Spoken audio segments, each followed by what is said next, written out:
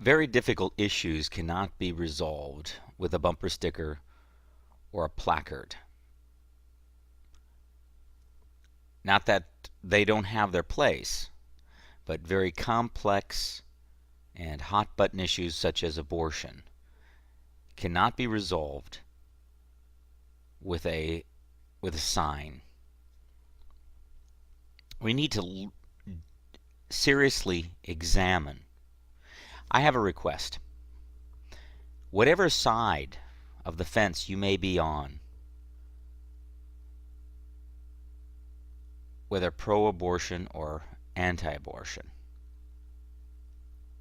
my request is that you examine your position, that you think about your position, that you re-examine your position. You may be completely solid in your thoughts on the issue, but I want you to think about your position one more time. Recently, a murder took place.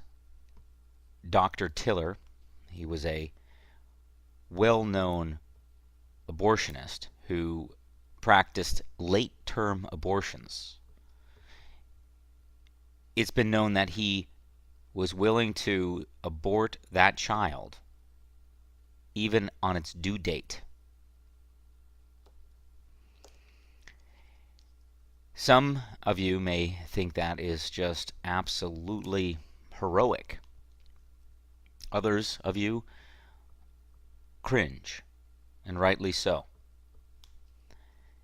Since his death, there has been a lot of talk about abortion, a lot of talk about the issue again.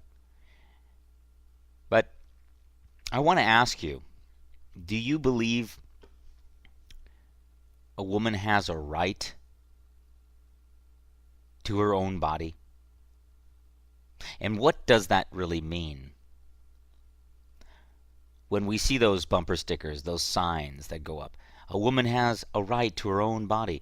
Are we saying that she has an absolute right to her own body? Absolutely?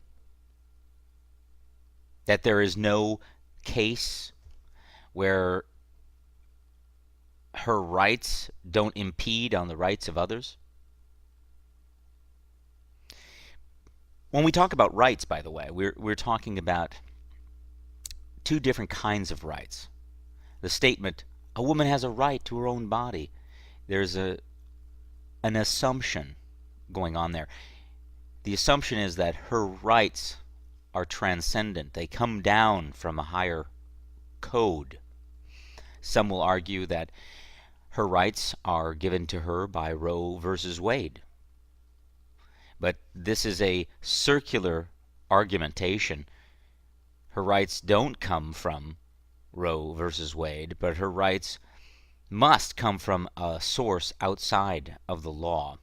The law is a bedrock that we adhere to, but where does these laws come from? Where do we get our rights? The Constitution declares that we have uninalienable rights given to us by God. And if you believe that a woman has a right to kill the living human being inside her, I would highly doubt that God would concede or approve of such an action. We don't have the right to hurt other people. Science has declared that a living human genome, a living being, can be identified in the court of law through the genetic structure, through the DNA. It's called the DNA fingerprint. And the life of that child inside the womb has distinct DNA from its mother. So from the very point of extraction of DNA of that child, you will identify that child as an individual. Do we have the right to hurt other individuals? To kill other individuals? The Ten Commandments forbids us to kill, and there is a difference between wartime. Murder is the act of taking someone else's life. And so when a woman, a mother, takes the life of her unborn baby,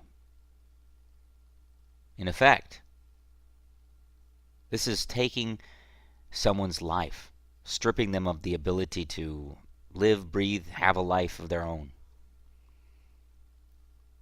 You would say, well, this child is utterly dependent on the mother, and therefore it is a part of the mother's body. But science disagrees with you. The DNA fingerprint disagrees with you. That little living human being, that person growing in the mother's womb, is distinct and different, and science proves it. In a court of law, it proves it. Criminal cases, guilt or innocence, are determined by this very simple, powerful fact that DNA is a genetic series of numbers, series of switches, if you will, that identify an individual more accurately than the fingerprint itself. So,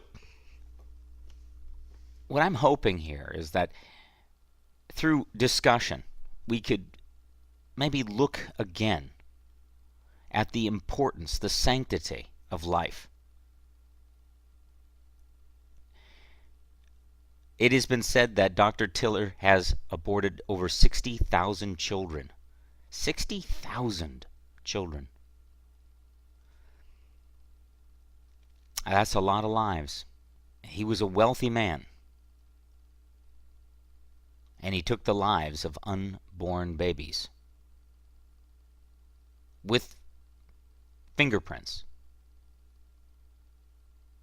and toenails and fingernails and eyes and brains and individual identification markers that can be proven in a court of law that they were distinct and different persons from their mother. Now, I mentioned earlier that there are two positions here, pro-abortion, anti-abortion, but there's that middle ground which is pro-choice.